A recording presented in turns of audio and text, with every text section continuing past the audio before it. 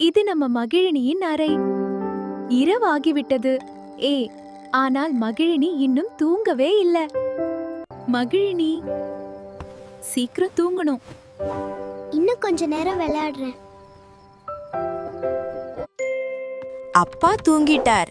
வீட்டு விளக்குகள் எல்லாம் ஆஃப் ஆகிடுச்சு. ஆனா மகிழினி மட்டும் இன்னும் விழித்திருக்கிறாள்.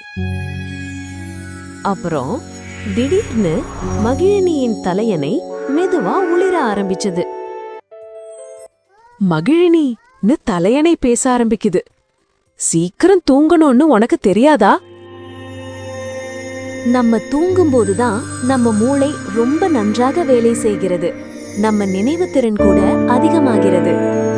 மேலும் நல்லா தூங்கினா உடலும் நல்லா வளர்ந்து உயரமும் அதிகமாகும். சீக்கிரம் தூங்கினா காலை எழுந்ததும் முழு சக்தி கிடைக்கும்.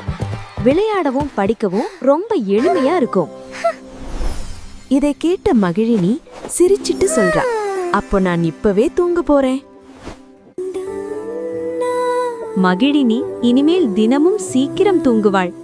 நீங்களும் சீக்கிரம் தூங்குவீங்க தானே நண்பர்களே?